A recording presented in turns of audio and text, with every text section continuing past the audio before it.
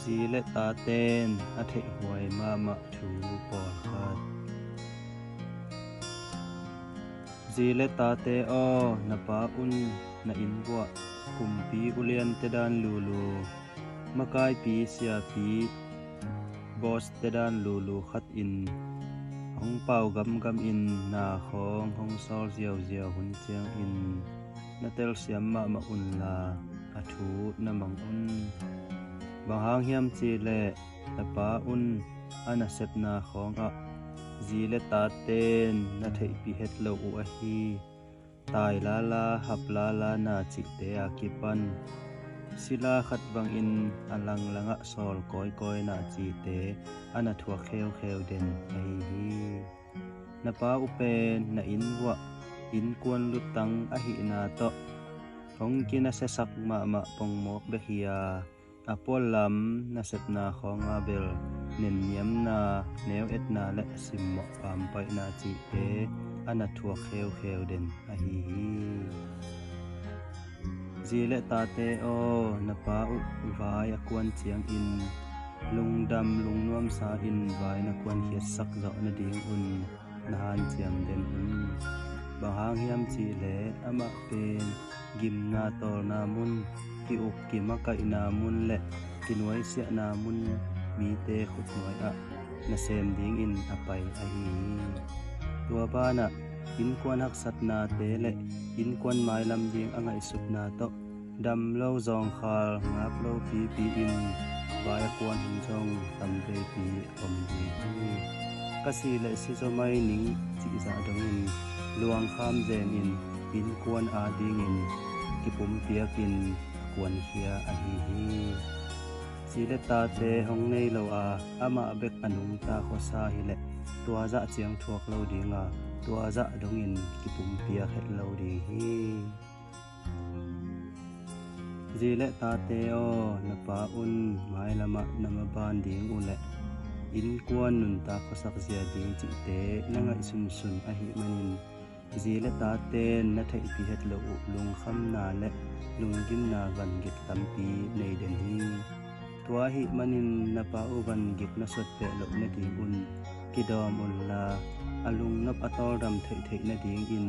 kam khum a khum ta ho pi in na lung dam sak zo na ding un na han chiam den un zile ta te o na pa u ana sep na pan in hong tum chiang in lungdam mai tai tak le a khum kam khum to na don ho pi un la he sa mai gum sa le thu sia la sia pe to na pa u vai na don kha het ke un bahang yam chi le na pa un kum tam pi tak na asep na sung a agim atol lo ni om het lo ding a mi khut noi a na sem a hi man in lungdam mai tai takin in hong che ding jong hak sama a khadi zile ta te o na pa un an hong thu kun tu yong su un coffee niang tu yong bol un a chi un chiang in na du le nang ki bol ve na du le nang ki thu ve pe chi gam gam ke in la o la pa tu yong su ni nge anong thuk ma ni nge na chi ye ke so un bahang hiam chi le na pa un zile ta ten an ne tui don in gil kial dang tak thuak lo in na om thei na ding un ama ngiat in gil kial dang tak na tam ve pi an thuak in zile ta te o na pa un in sung i khan sung te nin pian ve nong ha mai ve wa hong chi chiang in zong nin na sak le nang ha ve nang zong khut na nei ve pe una chi khai ke un la in sung khan sung te na ha pa pa lun bahang hiam chi le na pa un chi le ta te in ni sa ko tui chi te thuak lo in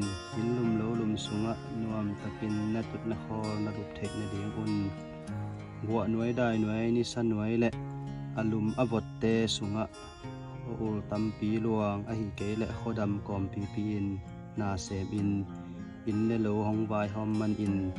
lum lo lum sunga atu a khol thei le ateng thei na hi u hi zile ta te o na pa un tu ni gim pian vengin hong mek mai ve vua hong chi le ki mek duai duai kul ke na chi khayat ke un la ole pa gimma ni che hong mek nung mo na chi zo un bang hang hiam chi le na pa un zile ta te hong i tong khwar man in gu le tang si le sa thagui thatang te su khia in na sem in achi akor a hi zile ta te o na pa un na du na dei khat u hong lei sak lo un chiang in khase pa pa he lau lau pa pa ke un la na tel siam ma ma un sum le pai azong athalo pi pen na pa u a hi manin na khasim sum lu tu le na khasim sum dat khiat na te u atel pen ama hi a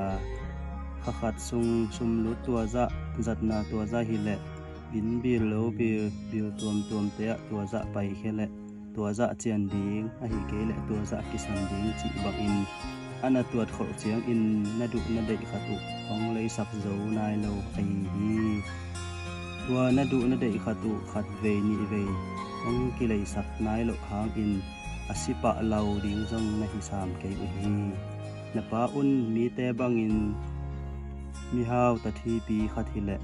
khapitung na ngona hong ka pi ngam ding khapitung na ngona hong ka pi nuam ding hi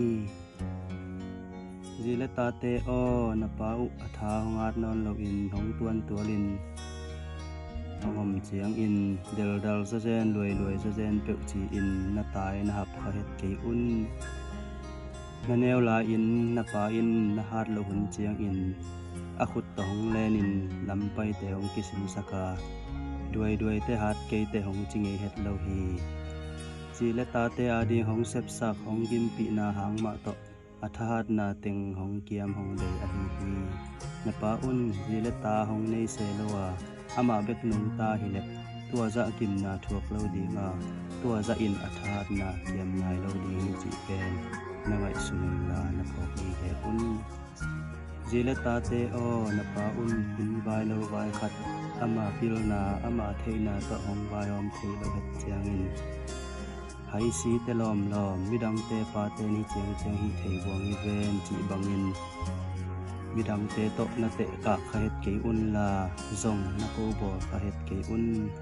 hai na sak ma u na pa un ama hai asakip zo ding da adong din mun hong tun pi zo chi pen na ang tan ma ding un le na lung dam ma ding u a hi zile ta te o na pa u ami hong ya un bang mahong ter mu zo non lo a beng hong ngong in azak ding bangin hong zap thei non lo chiang in bang ma la mu ter thei lo beng ngong lai beng ngong pa khong na chi khai ke un na so chi la ki pan tu ni chiang dong zile ta te a ding ma akin ator na teng le adong sim gim na teng ha in zan jang hoi takin mu thei lo i mut kham ngei lo in atha zom zel atha kem zel a hi manin amu theina le azak theina te zong hong kiam ta a hi na pa u khwa tel ta ka azak thei lo na tel ta ka amu theina lo na pe zile ta te hong khwa na akim ator thuak na teng hang zong a hi bang teng igen chiang in pa khem pe in bel hidan thuak sam lo ding a hi zong in pa te hong it na pa te hong do sak na pa te hong thuak sak na le pa te in kipum piakin luang kham zen in zile ta te a ding in hong sep hiat na te u awam pi in igen nop na a hi pa te khem pe tunga chidam na ludam na khan sau na thu phau men la ta te khem pe tunga to pan chidam khan sau na le wor zo na pa te i the na thu phau pe ta hen amen